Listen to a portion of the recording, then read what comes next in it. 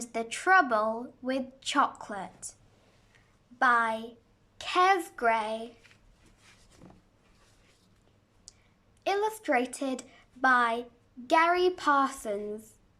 Cover illustration by Nick Sharratt.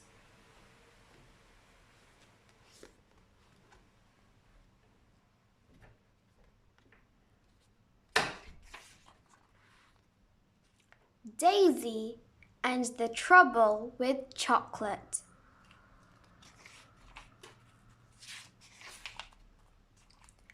Chapter 1. The trouble with chocolate is chocolate. If chocolate wasn't so chocolatey, I would never have got into so much trouble over Easter. I mean, why do people even do chocolate Easter eggs at Easter? Before Easter comes along, I am quite happy eating strawberry dip-dab lollies and crunchy cream biscuits.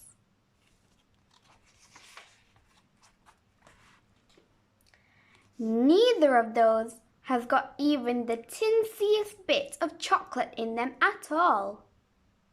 They don't even say chocolate on the wrapper. If you ask me, the more people make chocolate, the more children will want to eat chocolate, especially at Easter, and double especially if they let children into the place where chocolate is actually made. The places where chocolate is made should be absolutely closed to children if you ask me. But they're not. They are wide open, especially if your mum has a special Easter voucher to go to Chocolate Land.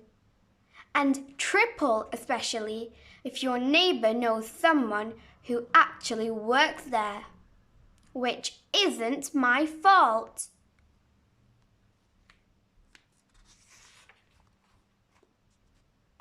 Chapter 2.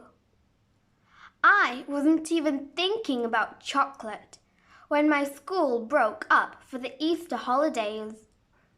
All I was thinking about was Pickle and Pops. Pickle and Pops are our class hamsters. They've been living in our classroom since half term.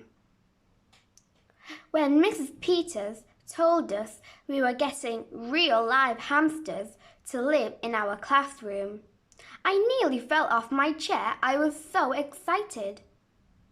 As soon as she brought them in to show us, I asked if they could live in my desk. But she said no. Mrs. Peters said that school desks were really no places for hamsters. Which isn't true, because my desk is full of places that hamsters would really like, especially inside my pencil case. Once I'd emptied out my pencils and pens. Mrs. Peters said that pencil cases were made for pencils and pens to live in, not hamsters, and that if I rolled my exercise books into tunnels, I would spend an extra half hour after school flattening the pages out again. So the hamsters have to live on top of the stationery cupboard instead. The trouble with stationery cupboards is the one in our classroom is right at the back of the room. Which means if I want to see what Pickle and Pops are doing, I need to turn my head all the way around. Even then, it's not that easy to see inside their cage, because Tamsin Chance and Letitia Sparks' heads are always in the way. Tamsin Chance and Letitia Sparks are the luckiest children in our class, because their desk is closest to the hamster cage. They still have to turn their heads round to see them though.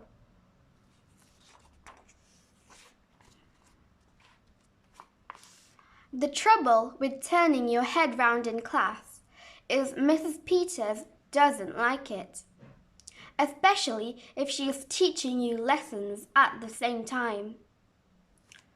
During lessons, Mrs. Peters says everyone has to face the whiteboard, not the hamsters, which is silly really, because hamsters are far more interesting than lessons. When I asked if the hamster cage could go by the whiteboard, Mrs. Peters said no. Plus, if I said one more word about hamsters or cages, then I could go by the whiteboard myself. So I don't really turn my head round in class anymore. Unless Jack Beachwhistle is pinging rubber bands at me. Or it's my turn to be hamster guardian of the day. Every day during term time, we take it in turns to be hamster guardian of the day. Hamster guardian of the day is the day I look forward to most because it means you are totally in charge of Pickle and Pops from the moment the school bell rings in the morning to the moment you have to go home.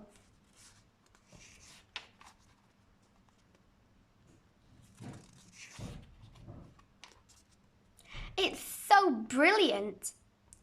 The moment Mrs. Peters has finished calling the register, you get to feed them.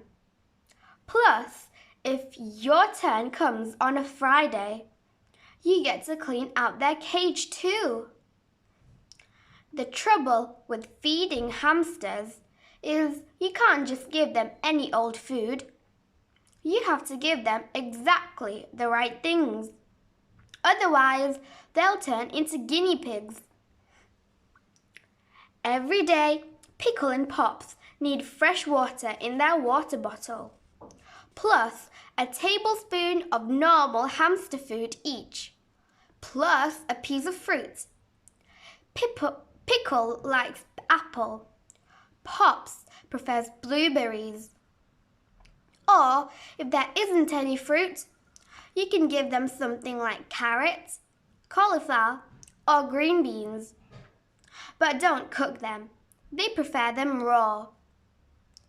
The trouble with cleaning out Pickle and Pop's cage is you have to wait till lunchtime break to do it, because cleaning takes loads more time than feeding, especially the way I do it.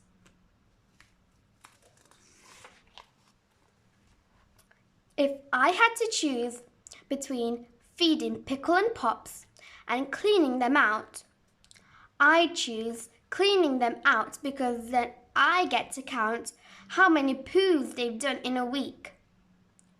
Hamster poos are really cute and really tiny. About the size of a fairy poo, I reckon. Plus, hamsters do loads. The most hamster poos I've counted in 1 week is 707. The second most is 697. Barry Morley has done the sums for me, and says that, on average, Pickle and Pops do over 50 poos a day each. How amazing is that? Imagine going to the loo 50 times a day. I mean, imagine how many loo rolls you would need and how many lessons you would miss. Hamsters don't use loo rolls, by the way. They just do their business on the floor in the sawdust. They even poo in their bed. I'd never poo in my bed, not unless I'd eaten a half-sucked strawberry dip-dap I picked up off the road that was covered in germs. But that's a different story.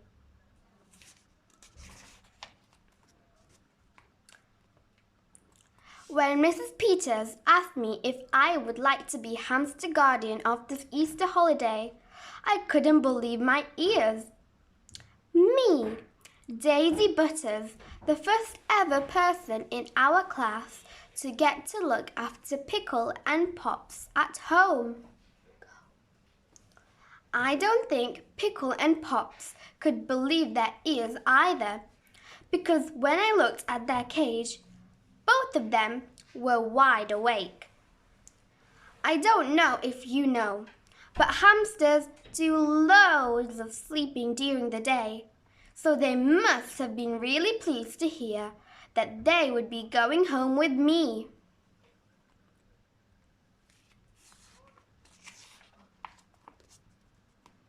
I think Mrs. Peters chose me because I'm always volunteering to do extra hamster work during break time and after school.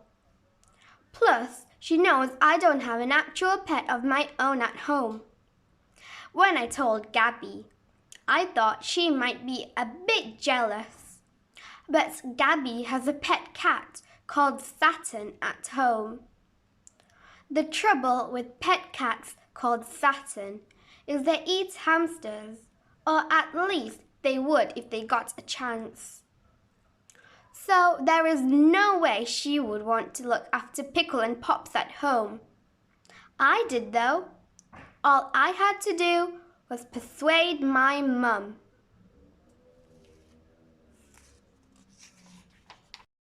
I will be reading Chapter 3 and 4 in the next video. If you like this video, please subscribe my channel and click the bell button so you don't miss out on our next videos. Bye!